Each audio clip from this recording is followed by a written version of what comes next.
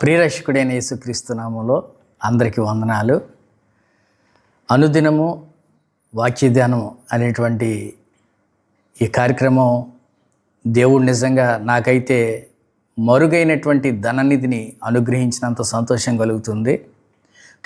మొదటి రోజు మొదటి అధ్యాయంలో దేవుడు గొప్ప పాఠాన్ని మనకు నేర్పిస్తున్నారు.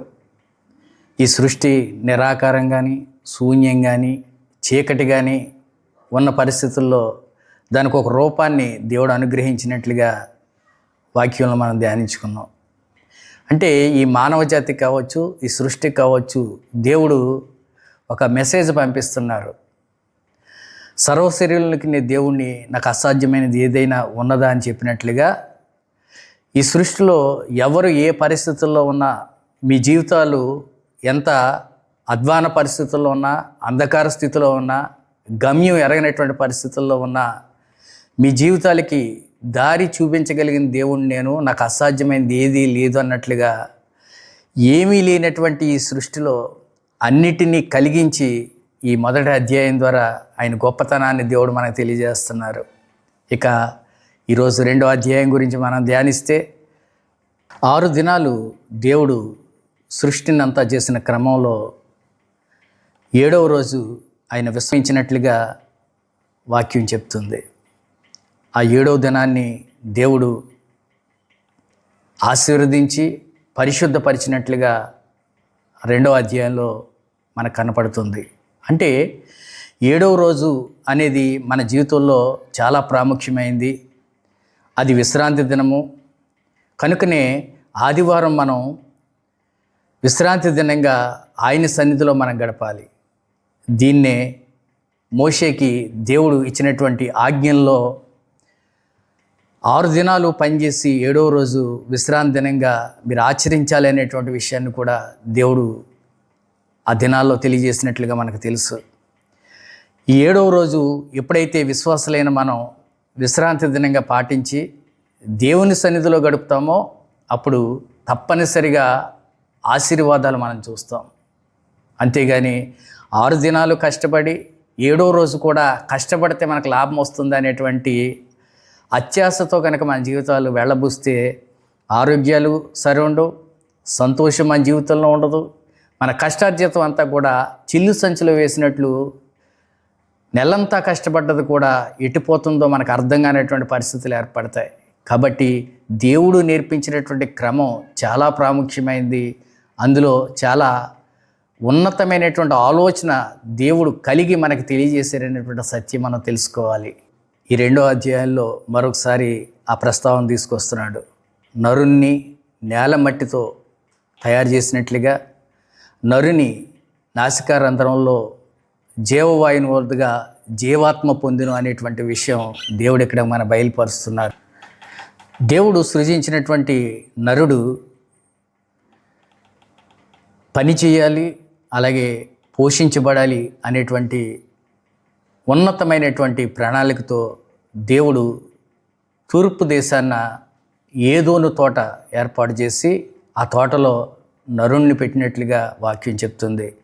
ఆ తోటలో రమ్యమైనటువంటి చెట్లు, ఆహారానికి మంచివైనటువంటి చెట్లు దేవుడు ఆ నరుని గురించి ఏర్పాటు చేసినట్లుగా మనకు కనపడుతుంది. అంతేకాదు దేవుడు ఆ నరునికి ఒక ఆజ్ఞ ఇస్తున్నాడు. ఈ తోట మధ్యలో ఉన్నటువంటి మంచి చెడ్డలు, తెలివినిచ్చు అలాగే జీవవృక్షమును ఉంచినట్లుగా దాని ఫలాలు తినకూడదు, తినిన దినమున నిశ్చయముగా నువ్వు చచ్చెదవు అని చెప్పి నరునికి దేవుడు ఆజ్ఞాపించినట్లు మనకు కనపడుతుంది.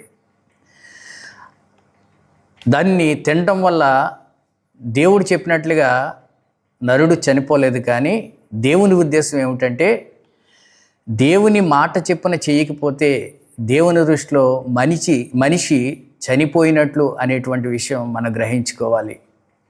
ఎందుకంటే వాక్యం అంటుంది ఆజ్ఞ అతిక్రమమే పాపం. దేవుడు ఆజ్ఞాపించారు, మనుషులుగా మనం చేయాలి. అది చేయకపోతే నిశ్చయముగా దేవుని దృష్టిలో మనం చనిపోయినటువంటి వారిగా మిగిలిపోతాం అనేటువంటి విషయం ఇక్కడ గ్రహింపవుతుంది.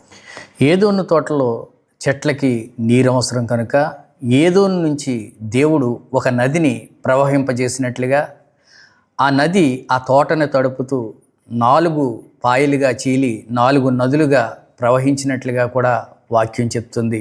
అందులో మొదటిది పీషాను, రెండవది గీహోను, మూడవది హిద్దికేలు, నాలుగవది యూఫ్రాటీస్. దేవుడు సృజించినటువంటి భూజంతువులను, ఆకాశ పక్షుల్ని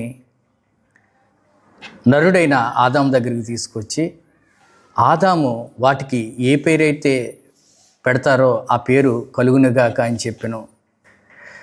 నరుడైన ఆదాము ఒంటరిగా ఉండడం మంచిది కాదని చెప్పి ఆదాముకి గాఢ నిద్ర కలగజేసి పక్కటెముకను తీసి ఆ ఎముక ద్వారా స్త్రీగా ఆయన సృజించినట్లుగా మనకు బోధించబడుతుంది.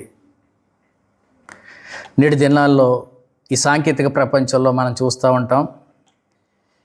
ఏదైనా ఆపరేషన్ చేయాలంటే వైద్యులు తప్పనిసరిగా మత్తు మందు ఇచ్చి వారికి గాఢ నిద్ర కలిగిన తర్వాతే ఆపరేషన్ చేసేటువంటి పద్ధతి.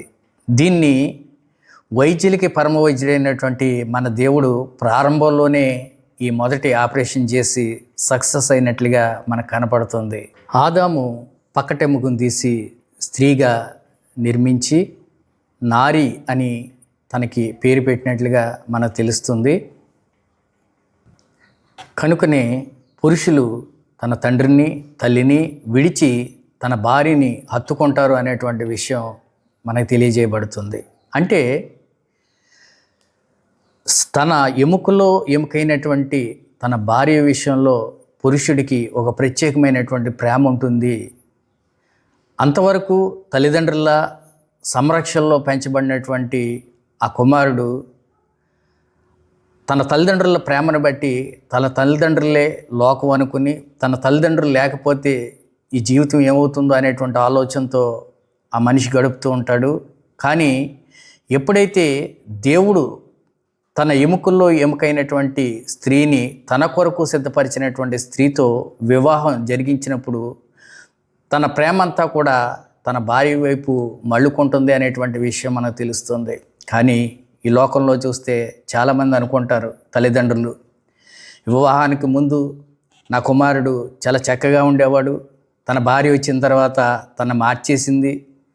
కొన్ని గ్రామీణ ప్రాంతాల్లో అయితే తన భార్య తన భర్తకి ఏం మందు పెట్టిందో అనేటువంటి మాటలు కూడా వాడుతూ ఉంటారు. కానీ ఇది దేవుని ప్రణాళిక, ఇది దేవుని ఉద్దేశం. భార్యాభర్తలు ఒక మనసు కలిగి ఉంటారు, ఒకరి ఏడలో ఒకరికి ప్రేమ ఉంటుంది అనేది దేవుడే ఏర్పాటు చేసినటువంటి నియమంగా మనం చూడాలి. ఈ లోకాన్ని చూస్తే చాలా ఆశ్చర్యం కలుగుతుంది. ఎందుకంటే స్త్రీలు చూడండి, తన కుమార్తె మాట వినేటువంటి భర్త అల్లుడిగా వస్తే చాలా సంతోషపడతారు. అదే తన కుమారుడు తన కోడల మాట వింటూ ఉంటే కోప్పడుతూ ఉంటారు, అసహించుకుంటారు. అంటే తేడా మనలో ఉన్నది తప్ప దేవుని ఉద్దేశంలో లేదు అనేటిది మనం గ్రహించుకోవాలి. ఆదికాండం 2వ అధ్యాయం ద్వారా దేవుడు అనేక విషయాలు మనకు బోధిస్తూ వచ్చారు. ఈ మాటలు మన వినికిల్లో ఫలించునుగాక. ఈ కొద్దిపాటి మాటలు దేవుడు దీవించునుగాక. దయతో మీ అనుదిన ప్రార్థనలో నా గురించి ప్రార్థించండి. మీ అందరి గురించి కూడా నేను ప్రార్థిస్తాను. మీ అందరికీ నా వందనాలు. మీ అందరినీ దేవుడు బహుగా దీవించునుగాక.